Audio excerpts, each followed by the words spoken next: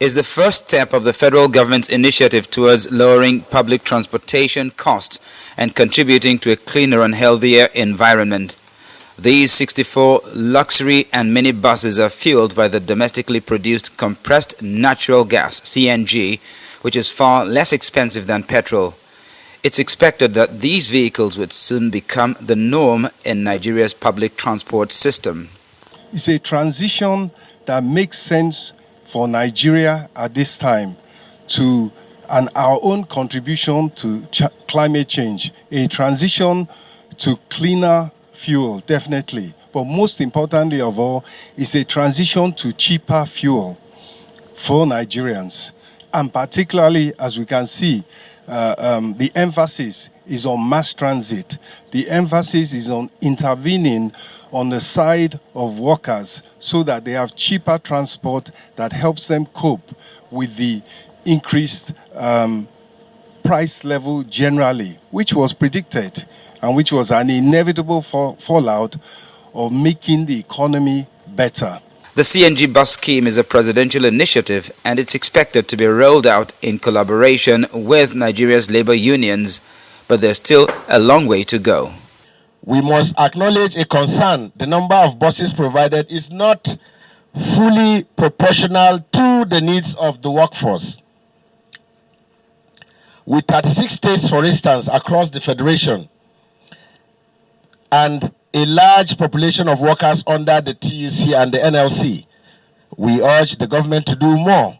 The current number of buses, though appreciated, is not enough to address the logistical challenges we face.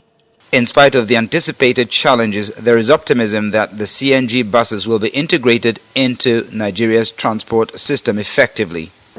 Now, these are the first sets that we are giving out to symbolize the official commencement of this initiative of Mr. President. So don't say that you have only 64 buses to cater for the whole of this country.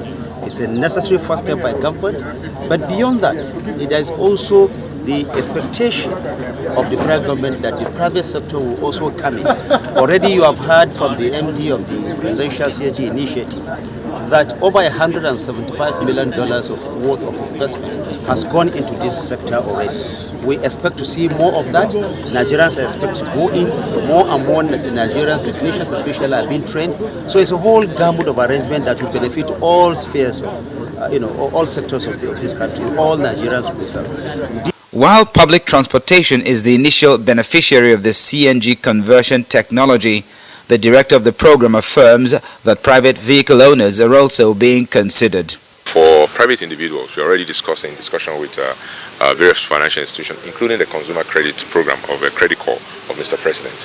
We'll be unveiling some of these interventions very soon. I will not let the cat out of the bag, as they say, but at least you already have an hint of the direction we're going. We're hoping that our civil servants and members of the organized private sector like yourselves who are working in established institutions that earn salaries can be able to get some kind of relief in terms of upfront costs, and then that will quickly translate to more conversions across Nigeria.